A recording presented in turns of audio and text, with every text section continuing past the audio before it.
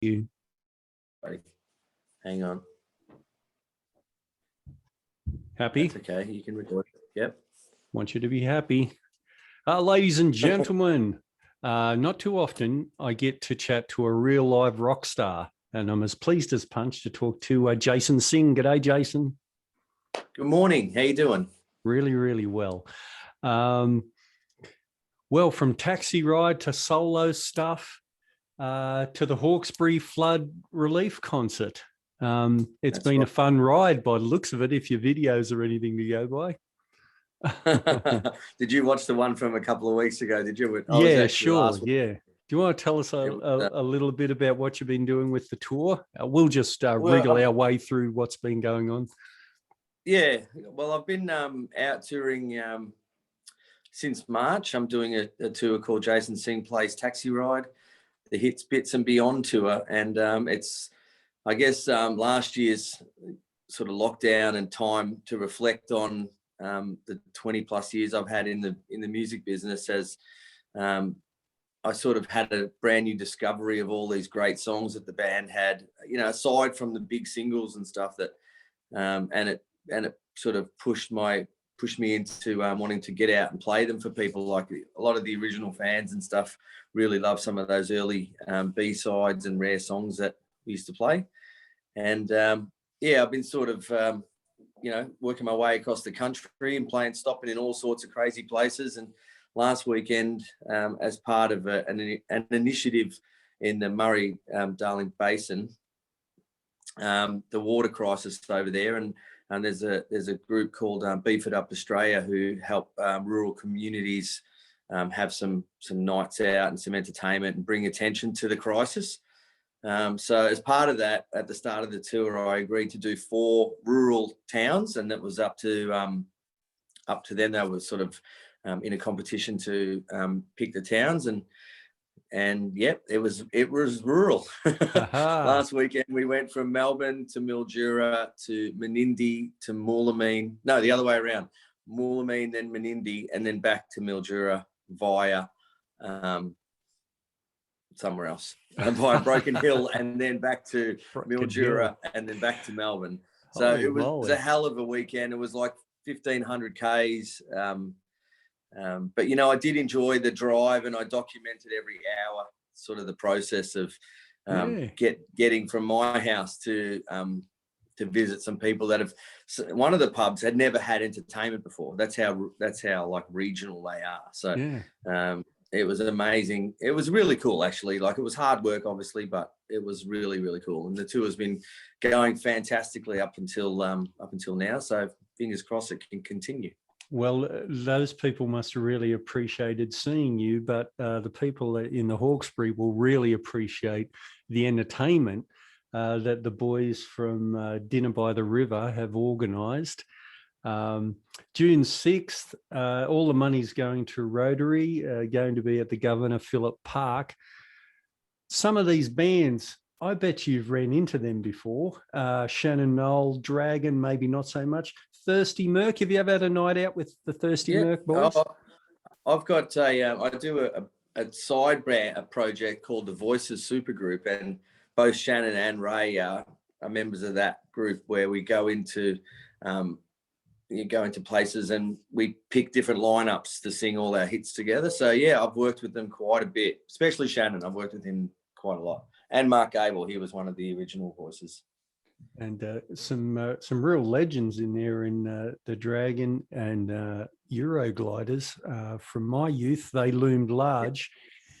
But one thing I wanted to ask you is, I bet you've not been asked this before, but what was the cover scene like in Melbourne before Taxi Ride? What was your future going to look like, Jace? Well, we were all the members of Taxi Ride, all the original members were in cover bands around Melbourne. The cover scene back in the mid 90s to late 90s was massive in Melbourne. You know, you could actually take the door at a venue like Zagami's and clean up on the night, you know, and you're out there. The music that you could play too was like, I was in a band called Vaseline, and we were a pretty heavy rock band, actually. We played Rage Against the Machine and Tool and Soundgarden and Nirvana and, you know, the 90s rock sound.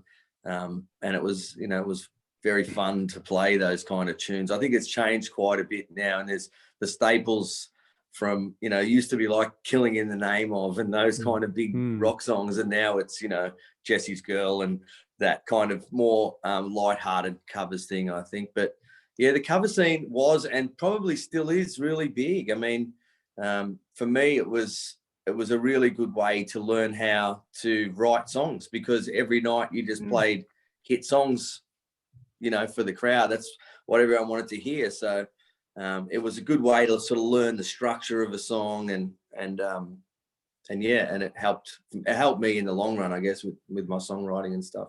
That is one thing I remember in interviews with you guys, and I saw a fair whack when you guys broke big, and you broke huge, seemingly out of nowhere. And you'd say, "Hey, look, we're not a manufactured group. We're not a boy band. We're songwriters." I remember, I don't know whether it was you or Tim, said that specifically a number of times. But is that what you consider yourself more than anything? Well, yeah. I mean, back then we were sort of stuck in a, we were coming out of this big boy band sort of scene, and there were similarities because we could all sing, and we weren't maybe not horrible to look at. So I think that people sort of put us in that category. Even the record company that we signed with probably pushed us into that category a little bit. Unbeknownst to us, we were just sort of stuck on the roller coaster. And I mean, we sort of compared ourselves more to the Eagles and Crosby, Stills, Nash and Young and those kind of classic 70s bands, who could all write songs and all play multiple instruments. And I mean, it was a very hard one to sort of get a grip on. And I guess maybe early on we were really paranoid about it as well, because we had a glossy album cover and we had that sort of glossy, polished sound, and I guess music changes slowly, so people were sort of just expecting us to bust out some dance moves, which would never happen. No, I've not ever seen that. So some of the big bands at the time would have been Powderfinger, Spiderbait, Regurgitator. I won't keep going on naming bands. Oh, mate, it was a classic. It was the best time in Australian music probably ever. Was. Savage Garden, In Excess, and Greenspoon, Killing Heidi, Bachelor Girl. There was tons of it, and we were like, we had an Australian sound, and I guess, Sorry, I didn't mean to interrupt your question there. No. I was just saying that there was so much rock music around, and then you guys. You really came through onto the pop charts, and something that a lot of those other bands couldn't do. I guess it was just a magic formula that you and the other lads. Yeah, well, look, I think a lot of it has to do with the fact that the four of us were so different as people, and our styles were different. Our taste in music was completely different. And it's not often that we met, like through music, and the combination of those sounds is what I always say, like it was our differences that probably pushed us apart, but it was our differences that made us so magical and so unique. And four guys don't usually hang out like that are that different, you know what I mean? So it was, Tim Watson's not as tense as he looks, is he? He must have a fun side. Tim Watson was the comedian in the band. Is he? The tall one, you thought? Sure. The tall. He was the funniest guy in the band by miles. He does not come off that way. He looks like I am seriously going to entertain you. He looks like he's going to squash you. Yeah. Yeah. He's a big menacing looking teddy bear. He is. He's a big softie. Oh well, that makes me want to reach out to him now for a chat. He's he loves a chat too. If you want me to organise that, I can pass you details on. Oh, yeah, fantastic. I'd love to talk to, because music has moved on so much in the last 20 years, a lot more electronic. I know you've delved into the electronic stuff, and you've got so many fantastic solo songs. must be very hard to break through right at the moment and get a broad audience with lots of young kiddies at home just popping them out from their bedrooms. Yeah, I mean, look, it's one of those things. I mean, I'm still in the studio every day making music and you know, trying to get some clear air. But I guess I have to sort of rely on people that, you know, did know my history and be able to, you know, get them new music as well. Yeah, so yeah, look, it is a very, very different musical scene. And then, you know, you get viral stuff that breaks. No one knows the formula of that sort of stuff. But, you know, music's a young man's game. So it's always going to be dominated by, you know, new music's always going to be coming through to a new audience as they grow together, you know. And my audience obviously is, you know, 30 plus. And yeah, I mean, like some of the shows that I've been doing on this tour, teenage girls that would come and watch Taxi Ride in the, you know, 2000s with their parents now come with their parents and their children. So in the last couple of weeks, I've had like 3 generations of people that still like my music. So, you know, it's one brick at a time and one gig at a time. And I'm happy to just get out and play to whoever's willing to listen. You know, it doesn't have to be mass audiences and stuff. Would be nice, but it's just one of those things. Hopefully this weekend in Hawkesbury, we have that kind of mass appeal. And that's why I like doing these festivals and things, because people that would come and see, you know, Choir Boys or Shannon don't always, hey, going in the background, it's all right there. I'm waiting for one of my kids and my dogs and stuff to ruin this party for them.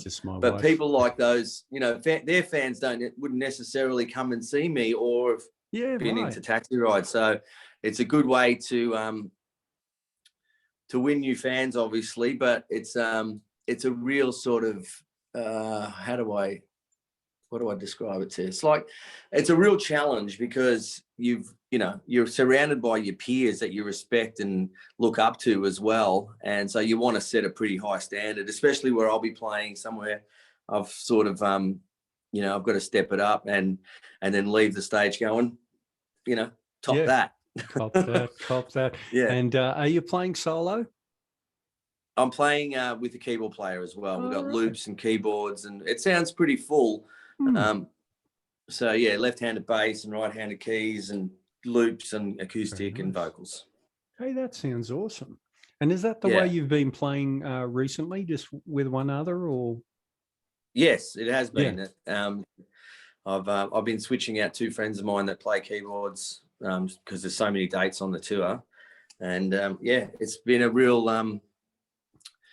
real step back to, you know, the sort of reset to go back to when I was most comfortable, and that was, you know, playing songs on an acoustic guitar. And we always had this thing with Taxi Ride that if a song could stand up just with an acoustic guitar, then it was worth pursuing. And if we couldn't just sing it on an acoustic, we'd probably just leave it behind. So it's good to be back there again.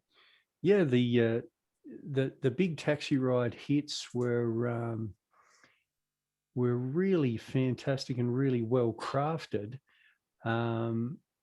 I was I'm a musician, and I was in a covers duo, and I was out in Parks, which is in sort of central west New South Wales, and I was doing a Thursday night, and it was very much a sort of beer drinking men's crowd, and I thought, you know what these people need?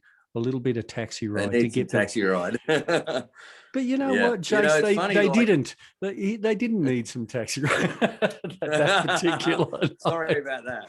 I'm sorry. Many a times I've tried to force that down people's throats when they didn't need it. No, I thought so, because I was, I was so proud of myself, because I just brought Creeping Up Slowly into my repertoire, and I thought, well, I want to show this off, and it was number, you know, right at the top. I don't know where it was. As I thought, I want to show that I can play some hits along with the golden oldies. But anyway, look, I persevered with it. I liked it. Creeping Up Slowly was the biggest song of the year in 2002. I mean, It was the highest played song on Australian radio for the year, including all the international acts in the world. Yeah, I don't know how many times that's happened to an Australian band, but hasn't happened lately. Or actually, maybe Tones and I probably got that last year, actually, or the year before when Dance Monkey was out. I'd say that would have been right up there. But Creeping Up, for the younger people that are watching this or listening to this podcast, Creeping Up Slowly was the Dance Monkey of 2002. I mean, you couldn't go anywhere without hearing the song, whether you went in for a drive in your car, went to the supermarket, or you listened to the radio, put the TV on. It was everywhere. So, I mean, it's a pretty proud thing to look back on. Yeah, that song's got some real definite parts. Yeah. And so crafted on the guitar, and everyone decided it sounded great. So when you get in the studio, how do you then, I'm a musician, you're a musician, how do you then definitely not ruin it? Do you know what I mean? Well, we actually, the demo was quite different. I mean, we did have the introduction guitar, but we didn't have the pre-chorus, and we didn't have the scratching and all that sort of. Yeah, sure. So the groove and the stuff of the song came later when we were in the studio, and there was some holes in the melody. And I'm a big sort of Prince fan, like a song like "Strange Relationship," a Prince song. At the end of every line, he puts a keyboard line. Isn't it a shame you don't like winter? Bum, bum, up. And so at the end of every phrase, there's a hook. And we went, what if we got a DJ in and burnt our vocals onto a CD and got him to scratch the vocal parts? And then he sort of came up with those, all those kind of hooks and stuff. And like when I play that song now, it's quite hilarious because people sing those bits. Yeah, they sing the scratching. Which is kind of classic. Absolutely, and so many harmonies. Did you guys sort of Queen style? Did you all sing the same line? All sing the low sign? All sing the low line? Or how did you get them all going? Sometimes that might have happened. It was more about not just going, 1, 3, 5 and having a block of harmonies like a harmony group. We would go, you start at the top and finish at the bottom. You start at the bottom, finish at the top. I'll stay in the middle with Tim. And that's how you get that kind of moving blend, and then we double track or triple track each vocal. And I mean, we recorded Imaginate onto tape, mate. So there was no tricks or anything on that first album. The vocal that you hear on Can You Feel was our demo vocal. We just used all the vocals on Imaginate pretty much. We recorded it in Mount Waverley with our mate Pete Dacey, and we didn't even bother trying to do them again in America. We just used them as they were. So, yeah, I guess the arrangements and the parts and stuff was, that was our thing. So with like a clutch of those very big songs, in Australia, were the record companies like hard on you guys? Did they say, look, let's have another one, or what were they like to you? Because record companies were real record companies still back then. Yeah, I think we were sort of one of the last sort of like we had 11 record deals to choose from, so it wasn't like we begged to be on one label and then they just worked us like like a Mallee bull. So yeah, sure. We had 11 companies to choose from, and we had people flying in from America, and Armin Erdogan flew in from the UK who signed Led Zeppelin to just take us out to lunch, and then that's crazy. Went home. So did Randy Jackson, did the same thing to try and get us to sign to Sony, which I think in hindsight we probably should have done. But we ended up going with Warner Brothers. We were on a label. We signed with them because the A&R department was one that we connected with the most. Mark Pope and Michael Parisi were the two A&R guys. And by the time we got back from America recording the album, Michael had already left. So we lost our team right at the start. But no, the record company were happy with what we had, and that's why they were clamoring to sign the band, I guess. Yeah, fantastic. Those were the days when you sent out demos and people would actually get back to you. It was it changed. That's right. And also, the time of great A&R guys that would see potential in a band. It didn't have to have the hits like ready to go or the look ready to go, but they'd look at it. People like Jimmy Iovine and stuff would see potential in a band and go, in 5 years' time, you're going to be a star. Yeah. And, so they would put the work into developing the sound and, hiring them studios and just watching the development of them help them along the way. And now it's more about how many plays have you got on YouTube? How many friends do you have on Facebook and Instagram? Okay, It's over 1 million. We'll sign you, So the art form of discovering bands, I think, is long gone. Yes, things are different. We can both agree on that. Well, you must have been very happy to get the call to come up to the Hawkesbury and help out after this cataclysmic flood. It's going to be really exciting to see you Absolutely. there. And, gosh, they've pulled together an amazing bill, and there's going to be loads of of food. It's going to be well spaced out. It's COVID safe, everybody. You're still going to have to do all your registering and all the stuff, which takes an extra 90 seconds.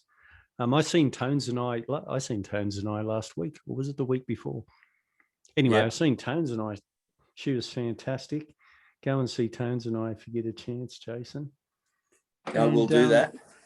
And the tour will continue on. It's predominantly Victoria and New South Wales, isn't it? This tour. And Queensland at this stage. But we're just about to... we're working on announcing another 30 shows that are going to take in Tassie, South Australia, maybe Perth if we can get out there. But we're going to do an encore run, so we're going to go right around again. So 30 shows, Jason. You've got to look after another 30, so that'll be 60 for the year. That's all right. Pretty great. I mean, it's like the most.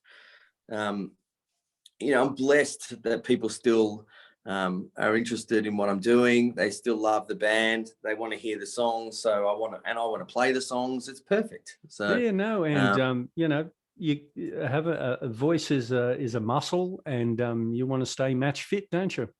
Absolutely, yeah. And after having a year off, I've done my rehab, and I'm ready for the next 20 years. I've said it many times, but last year, 2020 was like, I called it my career halftime, where I went into the club rooms and I got into my own head and started sort of manifesting the next 20 years after like thinking about the first 20 years. I still feel like I'm young enough to go for another 20. So let's kick it off at Hawkesbury and go from there. Absolutely. Thank you so much, Jason Singh.